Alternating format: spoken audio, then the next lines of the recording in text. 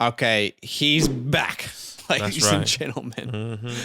After the shortest retirement we have seen in a long time, Tom Brady said, "Look, I can't hang around with these kids. I can't stay at home. I still got football left in me." So he's back. He actually tweeted, if you haven't seen it, he said, "These past 2 months, I've realized my place is still on the field and not in the stands. That time will come, but it's not now. I love my teammates and I love my supportive family. They make it all possible. I'm coming back for my 23rd season in Tampa Bay. Unfinished business, LFG. You know what that means. 23rd season, the Jordan year. Wow. So we all thought, wow, the end of an era. But Brady's back, and we need to talk about how this impacts dynasty football, Badake, because there are many factors at play now. 100%. Maybe opportunities for different trade markets, maybe different opportunities in startups. So firstly, I just want to ask the first question. Is this truly Tom Brady's last dance in your eyes? Do you see this? Because we were talking about, will there be a contract extension? Yeah. I kind of don't know that I don't believe that there will be, but I'm kind of curious where we stand here. I think if I was Tampa Bay, I would try everything to lock Tom Brady in for at least 2 years, like this year and the year after in 2023. But look, in reality, I would say no, but I'm still waiting. I'm hoping that there's some sort of contract, because that changes this whole conversation with all these players. Yeah. But at the moment, we had to result with no. It's just a 1-year deal. He's coming back, and he's gonna maybe do a 1 year until he feels like really retiring. He still has that 1 year on the books anyway. So to me, this feels like truly the last dance. He was going to be 40. He's going to be 45 very soon, and the fact that he was already there at retirement, to me, this is truly a last dance. But again, who knows with Tom Brady at this point? But I actually put up a poll in our community section of our channel. I don't know if you guys have ever checked that out. We put up, things that you can vote on, and we try and spark conversations in the community.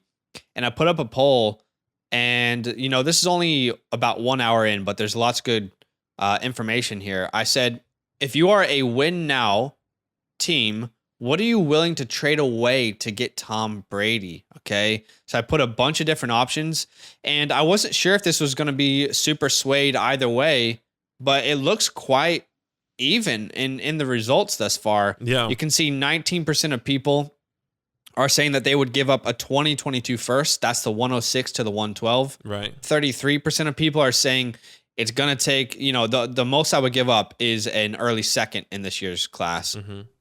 Some people are saying they would do even less. And then other people, 22% of the vote says, I'm not trading anything for 1 year of Tom Brady.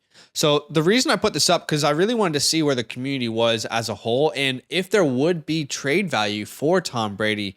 Let's say you have him on your team, or someone dropped him for whatever reason. You were able to pick him up. Right. You made a small trade for him.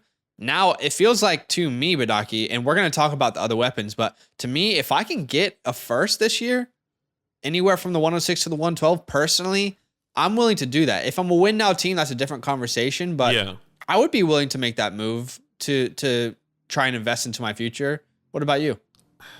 Yeah, there's no doubt about it. I don't know if I can give a first for Tom Brady with the question marks of how long he's going to stay. For me, it was a second option that really, what, I'll take a chance. A second, a 201 to 206. There is still value there. But, you're still maybe getting a hit or miss. You just never know. So if I can solidify Tom Brady for 1 year, get me into a championship or even just the playoffs with giving up an early second, then I would probably try to do that. Yeah, no, I was more speaking from a selling perspective. I'd be more than happy to sell a Tom Brady to get a 106 to the 112 is what I was saying. But yeah, I guess that's good perspective. If you're a win now team, I guess the most we both, because I'm on the same page, the most we would both be willing to give up is a early second this year. Yeah, 100%. If we're in that position. So that's an interesting conversation. Let's move on to how this kind of impacts all these weapons in Tampa Bay. First up is Mike Evans. And you had mentioned before we started playing this video, this opens up an entire new opportunity to sell players. Yeah. With a kind of the graph was going like this, and now it's like, maybe exactly. There's a chance to get some more value here. Where do you sit on Mike Evans, though? Yeah, for Mike Evans, and I went back to kind of see to hear what I said in our buy or sell, and I said you should hold. I said you should hold and wait at the right moment to sell Mike Evans, hoping that there's a quarterback that was going to come. We said Aaron Rodgers or Russell Wilson, Deshaun Watson. But now the guy that he has the most chemistry with, that he has the most everything with, is coming back. 14 touchdowns last year. 100%. And that's Mike Evans. So this is the perfect time to sell Mike Evans. If you're a futuristic team, even a win now team, I might be trying to sell Mike Evans right now. 28 years old. The value is back and it's high. It is high. He's 29, I thought it was 29. I mean, he's probably going to be. I could be wrong. He's probably going to turn 29. Either way, he's quote unquote old for a wide receiver. So why not take the chance and try to get it? At the time, his value, we were saying, you know what, we're happy to get an early second. We were happy to take the 201. You know, the 112. Because there's so many wide receivers in this class. The 112 or whatever the case may be. Now, I think there's no doubt you can get a first. You can get a late first, whether that's, you know, maybe from the 108 all the way to the 112. I'm not sending any. If I'm selling Mike Evans, if I'm buying Mike Evans, I'm not sending any higher than a 1.8, 1.9. Even me saying that still sounds too high because of his age and everything. Because you know, you're just banking on Tom Brady to be here for hopefully as long as possible. I'm very much viewing this as a prime time to sell as well. You know, it feels like we obviously don't have the data that we would like at this point from crowdsourcing, where we could see where he currently ranks amongst the community. Right. However, I do imagine again that we will see, you know, that kind of he pops back up a little bit. Yeah. So maybe I think this is a prime time to sell. Yeah. At the moment, currently, because right now the hype is at an all-time high. Like Brady's back, the conversations are flowing, and everyone's talking. Oh my God, Mike Evans is going to be good. You know, if you could sell him 2 years left on 2 years left on the deal. He will be 31 as a free agent, but as soon as Brady's gone, which I think there's only one more year left, this changes everything for Mike Evans. So, 100%. You know, let's say you wait for another season. Well, if you're a win now team, that makes sense. But outside of that, his value will not be higher than it is right now. So for me, I would like to get any first round pick. Yeah, really, I'm happy. In any draft, I would be happy with. Let's talk about Chris Godwin. So before this news, he was my wide receiver 14, and he is still my wide receiver 14. Nothing changed in my rankings with Chris Godwin. And honestly, I was a little bit confused in our startups where Godwin was going late, and he was much later than a lot of these other talents. But I think he'll probably go where he should go now in dynasty startups. I'm not going to put him in my top 10, but he's still going to be my wide receiver 14. He's still a young, elite talent, especially one of those PPR monsters in the league. Yeah. So I'll say this. I think if you own Chris Godwin, this is the best thing that could have happened to you. Okay. For sure. Because Chris Godwin is on a franchise tag again. So he only has 1 year committed to this team. And then if Brady leaves, you assume they allow Godwin hopefully to try and, you know, go out into the free agency pool and see what he can get. So I'm holding Chris Godwin if I have him. If I'm a futuristic team or a win now team, to me, he feels like a big hold right now. I don't want to sell him, because I do think there are many years left of good production in the league. And there's also a pathway for when Brady leaves to find a new situation. Do you know what I mean? So for me, he's a huge hold. Where do you sit on that? I completely agree. He is a huge hold. If I'm interested in either inquiring Chris Godwin, it's maybe be a little bit hard because of this ACL. So there's so many questions. When is he going to return? Is he going to be ready in the beginning of the season? Because he did get injured late in the season.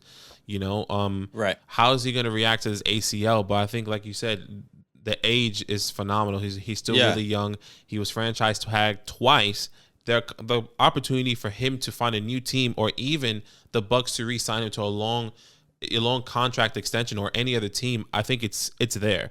There's no doubt about it. It's there. He's going to come back, and he's going to produce. I hate the tag, man. I hate the franchise tag. It really, like, what it was originally intended for is not how it's being used. Yeah.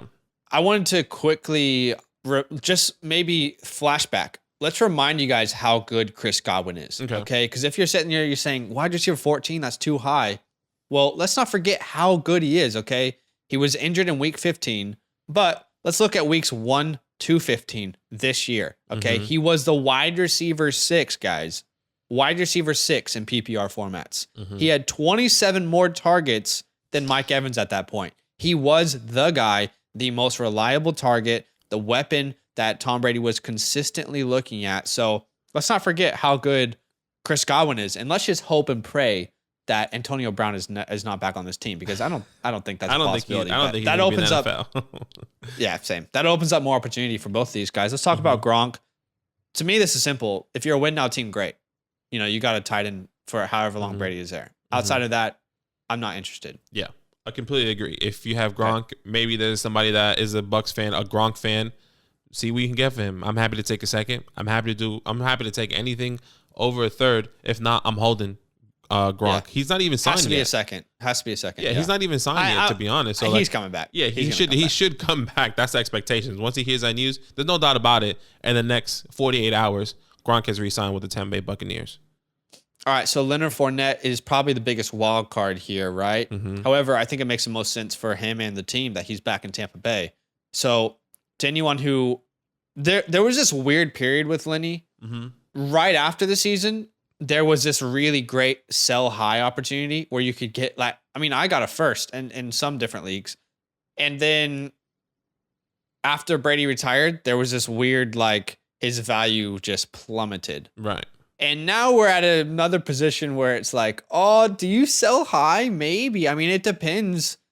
Maybe the best time to sell Leonard Fournette is in the season, because if he comes back, he probably has the same role. He's probably a top 10 running back. So maybe the best time to sell Fournette, if you have him, is in season when people are seeing again him as an elite running back. Where do you kind of stand there, though? We don't even know if he's coming back, but we're just assuming that he would. Exactly. We don't even know if he's coming back. That is a good, thought process for me. I'm trying to just get anything I can for Leonard Fournette, 27-year-old running back. If he does re-sign, that's good in a redraft perspective. A 27-year-old running back for us. I think every single time we're probably encouraging, this time to move on. Let's try and invest in a younger investment. Let's try to get a younger player in. So I think for me, Leonard Fournette, I don't want anything to do with him. If you have him, you're right. Maybe you wait and sell in the middle of the season when he scores 30, 25 plus points. If he's still on the Bucs, if he goes to another team that is not with Tom Brady, where Tom Brady specifically got him to incorporate him into this offense, which we saw this past year. I don't think the workload, the expectation of if he were to go to another team is going to be the same.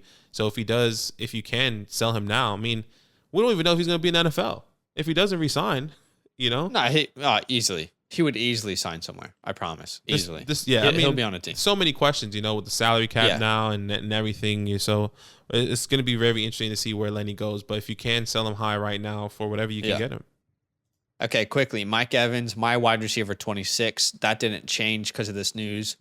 Your wide receiver 24. So it's the same thing. Did that change at all? It didn't change. No, it didn't change. Godwin, my wide receiver 14, still my 14. Same. Wide receiver 18, still my 18. Okay. Gronk, nothing changed for me either. Fournette, nothing changed. So we're on the same page. My biggest riser. Nothing really changed. I think it's just maybe the biggest point of this video was to talk about whether we're buy, sell, or holding the impacted pieces here. Yeah, 100%. My biggest riser was Gronk because I had him hella low. I had him in my low 60s. I was like, he's not coming back. I'm just going to. So I brought him back up, more realistic if he does resign, if that's overall, the case. Do you mean? Yeah, overall. Yeah, okay, yeah. Right. So. Okay, cool. Well, let us know. Do you agree or disagree with any of this? Do you project Tom Brady in the league until he's 50 years old? What do you think? Comment down below. Yo, what's good? Thanks for watching. We got a lot more videos. A lot more. If you want more videos. Watch it. You can also subscribe. Right now. If you want to. You need to. And lastly, don't forget that you can sign up to support the show and get exclusive content by going to patreon.com/fantasylandfam.